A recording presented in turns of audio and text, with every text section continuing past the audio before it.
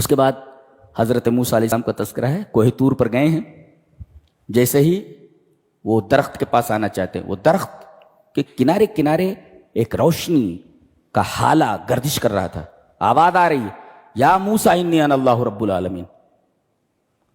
رات کی تاریکی ہے اور چاروں طرف اندھیرا ہے، صرف اسی درخت کے کنارے کنارے وہ آگ گھوم رہی ہے ایسے۔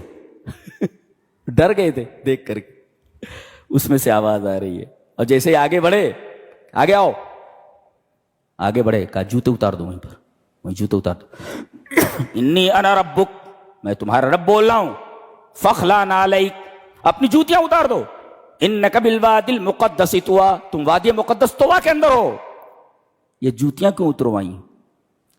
جوتی کا تعلق دنیا سے ہے، اترک الدنیا وزخرفاتها الفانیہ، یہ فانی جو رونق ہے دنیا کی، اور دنیا وہیں پر اتار کر کے آؤ، فانت موہل لامر جلل، آپ کو بڑی چیز کے لیے بنایا گیا ہے، بڑی چیز کے لیے تیار کیا گیا، دنیا کے لیے نہیں۔ وہاں اخترتک، میں نے تم کو چوائس کیا ہے، سلیکٹ کیا ہے میں نے تم کو، فاستمع لما یوحیٰ، جو وحی کی جاتی ہے اس کو سنو۔ کیا انداز ہے، اللہ اکبر، کمال ہے۔ انی انا اللہ لا الہ الا انا فاعبدنی، بے شک میں اللہ ہوں، میرے علاوہ کوئی معبود نہیں، تو میری عبادت کرو، واقم الصلاۃ لذکری۔ دیکھو توحید کے بعد فوراً نماز کا تذکرہ ہے، اس کا مطلب ایمان کا سب سے بڑا مظہر نماز ہے، توحید کے بعد سب سے اہم چیز نماز ہے۔ فاعبدنی کے بعد اقم الصلاۃ لذکری، جی سب سے بڑا ذکر ہے یہ، توحید کے بعد سب سے بڑی عبادت نماز ہے۔ اس کے بعد حکم ہوتا ہے موسیٰ کو کہ تم جاؤ فرعون کے پاس، جی تم اور تمہارا بھائی دونوں جاؤ، اذهب انت واخوک، تم اور تمہارا بھائی ہارون دونوں جاؤ۔ اس میں ایک مفسر کہتا ہے کہ العمل الاجتماعی، العمل جماعی خیر من العمل الفردی، انفرادی کام سے بہتر اجتماعی کام ہوتا ہے۔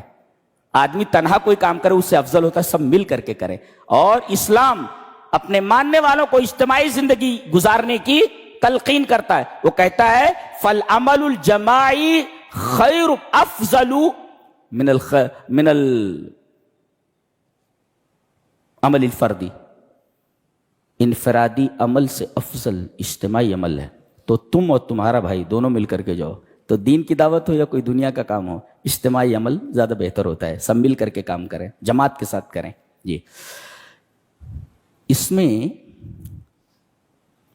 3 بدبختوں کا تذکرہ ہے، 3 اشقیاء کا، اس لیے کہ کہا گیا نا کہ قرآن اس لیے نہیں نازل ہوا کہ آپ شقی ہو جائیں، 3 انلکی لوگ ہیں، یہ 3 انلکی لوگ ہیں۔ کیا کتاب ہے! ایک انلکی ہے فرعون، جس کا تذکرہ اس میں کیا گیا، بدبخت، موسیٰ علیہ السلام کی بات پر ایمان نہیں لایا، ایک انلکی وہ ہے۔ اور دوسرے کا تذکرہ کیا گیا ابلیس، اس کا تذکرہ یہاں ہے، اور تیسرے سامری، اس کا تذکرہ کیا۔ یہ ایک عجیب و غریب مخلوق ہے، یہ حضرت موسیٰ کے ساتھ جب آپ نکلے تھے مصر سے، یہ بھی ساتھ ہو گیا، منافق تھا یہ۔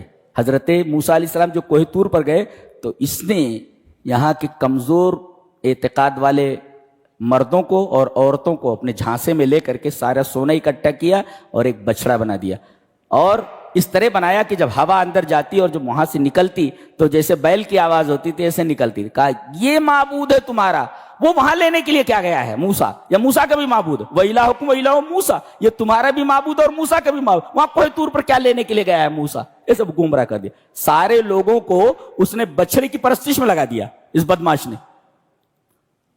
تو ایک ہے فرعون، اور دوسرے ہے شیطان، اور تیسرے ہے سامری۔ اور عجیب بات یہ ہے تینوں کے بارے میں، انہم لن یکتفوا بشقائہم بل سعوا الی اشقاء غیرہم، یہ خود بھی بدبخت ہوئے اور کوشش کی کہ دوسرے لوگ بھی بدبخت ہو جائے۔ ایک ہوتا ہے آدمی خود بدبخت ہو جائے، اور ایک ہے خود بدبخت ہو جائے۔ دنیا کیا اندھا کیا چاہے، 2 آنکھیں، لیکن وہ چاہتا پوری دنیا اندھی ہو جائے۔ خود تو اندھا ہے ہی، چاہتا ہے پوری دنیا اندھی ہو جائے۔ تو یہ ایسے ہی اندھے تھے، یہ چاہتے تھے پوری دنیا اندھی ہو جائے۔ انہوں نے اپنی بدبختی پر اکتفا نہیں کیا، بلکہ انہوں نے کوشش کی کہ دوسرے لوگ بھی بدبخت ہو جائے۔ کیا وَأَضَلَّهُمُ السَّامِرِي، سامری خود گمراہ تھا، اور گمراہ کر دیا ان کو سامری نے، دیکھو خود گمراہ ہوا، گمراہ کر دے رہا. اچھا وَأَضَلَّ فِرْعَوْنُ، دیکھو فرعون نے گمراہ کیا، خود تو گمراہ تھا، گمراہ کیا. اور شیطان فَوَسْوَسَ لَهُمُ الشَّيْطَانُ، خود گمراہ تھا، اور حضرت آدم علیہ السلام کو بھی اس نے گمراہ کیا اور جنت سے نکلوا دیا. یہ تین ہستیاں ایسی ہیں کہ خود بدبخت ہیں اور دوسروں کو بدبخت بنانے میں پوری لائف، دونوں نے تو لگا دی چلے گئے، ایک اب بھی لگا رہا ہے، مسلسل لگا رہا ہے. کون؟ شیطان. اللہ اکبر.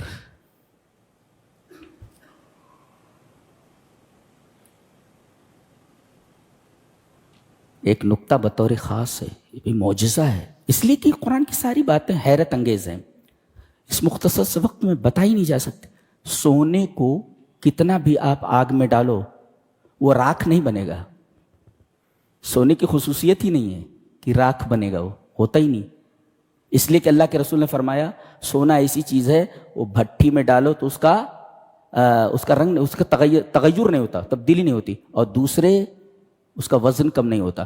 حضرت موسیٰ علیہ السلام کے بارے میں ہے کہ انہوں نے کہا یہ جو تو نے بچڑا بنایا نا سونے کا، میں اسے جلا کر راکھ کر دوں گا، اور راکھ کرنے کے بعد اسے سمندر میں پھینکوا دوں گا. سونا راکھ نہیں ہوتا لیکن وہاں راکھ ہو گیا تھا. یہ معجزہ ہے، یہ کوئی نہیں بنا سکتا ایسا، کوئی نہیں کر سکتا ایسا. سونا راکھ بنتا ہی نہیں ہے، سونے کو کتنا بھی تپاؤ راکھ بنے گا ہی نہیں. یہ معجزہ ہے حضرت موسیٰ کے ہاتھوں. اللہ اکبر، سونا راکھ بن جائے، it is a miracle, miracle. اور قرآن حکیم ٹوٹل میریکل ہے، جو بات کہتا ہے وہ میریکل ہے.